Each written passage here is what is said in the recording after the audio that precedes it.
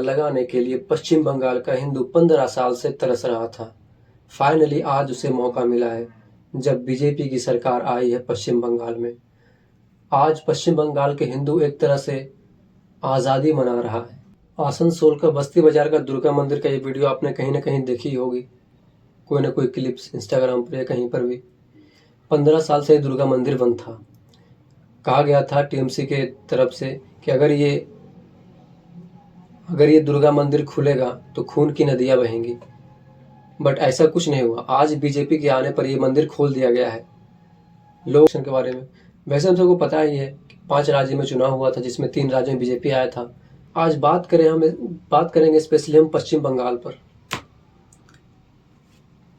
वो स्टेट जहां ऐसा माना जाता था कि ममता बनर्जी को हराना मुश्किल ही नहीं नामुमकिन है,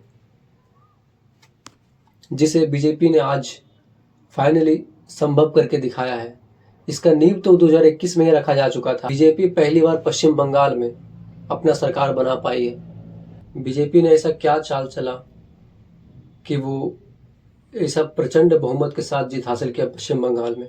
ममता बनर्जी उसी दिन हार गई थी जिस दिन रत्ना देवी बीजेपी की तरफ से खड़ा हो गई थी।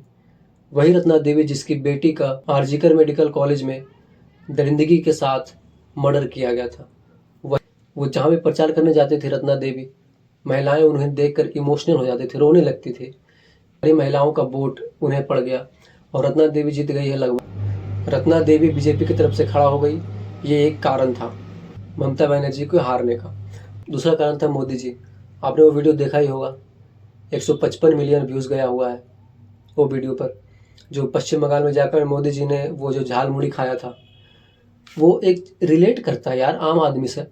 अगर कोई इतना बड़ा देश का प्रधानमंत्री झाल मुड़ी खा रहा है, गरीब लोग जो होता है वो रिलेट करता है कि यार इतना बड़ा आदमी होगा कि झाल मुड़ी खा रहा है हमारे स्टेट में आकर, उसे मतलब कनेक्ट होता है एक तरह से, मतलब इमोशनली एक तरह से कनेक्ट होता है। ये सब बीजेपी का स्ट्रैटेजी रहता है। तो वो एक बहुत बड़ा इम्पैक्ट क्रिएट किया मोदी जी की वजह से पूरे वेस्ट बंगाल में। तीसरा कारण था बीजेपी का हर छोटा से बड़ा नेता प्रचार में वेस्ट बंगाल गया था। जैसे योगी आदित्यनाथ वेस्ट बंगाल गए थे, हेमंत बिश्व शर्मा गए थे वेस्ट बंगाल प्रचार में, उसके अलावा मैथिली ठाकुर गए थे। बीजेपी का चाणक्य कहे जाने वाले अमित शाह वेस्ट बंगाल में 15 से 20 दिन रहे थे। मैं अमित शाह हूँ और बंगाल से आपको उखाड़ने आया हूँ, टीएमसी को जड़ से उखाड़ने आया हूँ। जिस दिन अमित शाह का कदम बंगाल में पड़ गया था ना, उसी दिन ममा हो गया था, समझ लो। तो बहुत बड़ा इम्पैक्ट क्रिएट किया अमित शाह ने बीजेपी की तरफ से।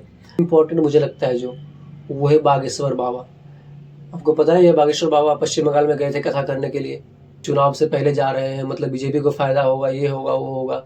इम्पैक्ट क्रिएट किया बीजेपी के लिए। जहाँ बागेश्वर बाबा जाते हैं वहाँ लाखों की भीड़, 5 लाख 10 लाख लोग इकट्ठा होते हैं, स्टेट में चर्चा होता है। तो सारा पश्चिम बंगाल जा करके वो एक तरह से सारा हिंदू को इकट्ठा कर दिए, सारा हिंदू को एकत्र कर दिए, सारा हिंदू को एकजुट कर दिए, जो कि बीजेपी को बढ़ चढ़ के वोट दिए हिंदू। इस बार बहुत बढ़ गया था।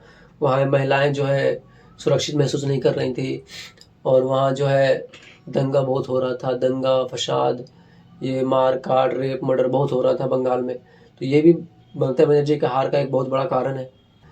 तो इसलिए उसने भ्रष्टाचार वगैरह बहुत ज्यादा करना शुरू कर दिया था पिछले 5 साल से। गुंडा राज चल रहा था बंगाल में पिछले 5 साल से, जो कि हटना बहुत जरूरी था। और अब देखते हैं बीजेपी क्या करता है बंगाल में क्या नई चीजें करता है, बंगाल को पहले से क्या बेहतर चीजें होता है बंगाल में। तो थैंक यू वीडियो देखने के लिए, आपका बहुत बहुत धन्यवाद। अच्छा लगे तो वीडियो शेयर कीजिए, लाइक कीजिए, सब्सक्राइब कीजिए चैनल को हमारे।